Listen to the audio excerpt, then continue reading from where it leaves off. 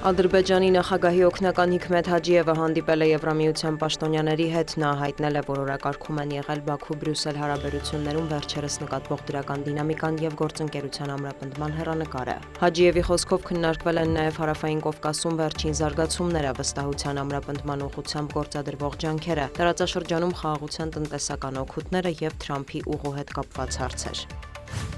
Ուկրաինայի նախագահը հայտնել է, որ առաջիկա օրերին կարևոր բանակցություններ են լինելու ուղղված խաղաղությանը եւ անվտանգության երաշխիքների առաջմղմանը։ Վոլոդիմիր Զելենսկին մանրամասնել է, որ խոսքը ռուս-ուկրաինական կարգավորման ամերիկյան ծրագրի դրույթների մասին է։ Կիևի թիմը պատրաստ է առարկայական քննարկումների, կապի մեջ ենք ամերիկյան կողմի եւ մեր եվրոպացի ընկերների հետ։ Անում ենք հնարավոր է, որպեսզի Ուկրաինան բավարար պաշտպանական աջակցություն ստանա, նշել է նա։ Զելենսկին հավելել է, որ բացի պատվիրակությունների մակարդակով շփումներից ինքը եւս հաջորդ շաբաթ կարևոր բանակցություններ է անցկացնելու։ Ուկրաինայի նախագահի աշխատակազմի ղեկավարն էլ հայտարարել է, որ քանի դեռ Զելենսկին նախագահի պաշտոնում է, Կիևը խաղաղության դիմաց չի հրաժարվի ուկրաինական տարածքներից։ Նման փաստաթուղթ չի ստորագրվի, սահմանադրությունն արգելում է, դա շեշտել է Անդրի Երմակը։ Նրա խոսքով պատրաստ են քննարկել միայն թե որտեղ պետք է անցնի շփման գիծը։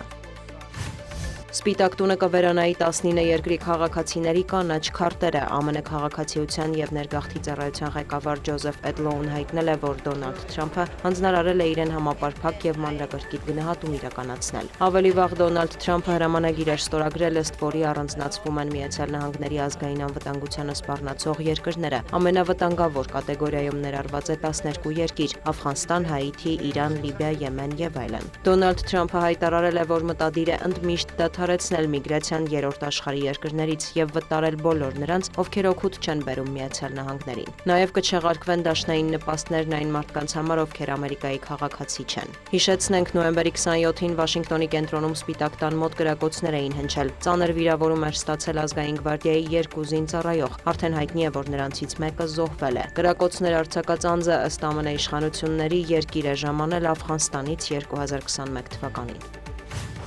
Հոնկոնգի բնակելի համալիրներից մեկում բռնկված հրդեհի զոհերի թիվն արդեն հատում է 90-ը, այդ թվում 1 հրշեջ, կան վիրավորներ, 300 մարդ անհետ կորած է համարվում։ Հրդեհաշիջման աշխատանքները շարունակվել են, տեղական իշխանության տվյալով հրդեհը մեծամասամբ վերահսկողության տակ է վերցվել։ Բնակելի համալիրի մասին տեղեկագրում նշված է, որ այնտեղ ապրել է մոտ 4800 մարդ։ Ավելի վաղ համալիրում վերանորոգման աշխատանքներ էին իրականացվում։ Հրդեհի պատճառը դեռ հայտնի չէ, սակայն ոստիկանության տվյալով վերանորոգման ընթացքում օգտագործվել են ոչ հրակայուն նյութեր եւ բամբուկե փայտամածներ, որոնք նույնպես արագ են բռնկվում։ Շինարարական ընկերության տնօրեններից 2-ը ձերբակալվել են։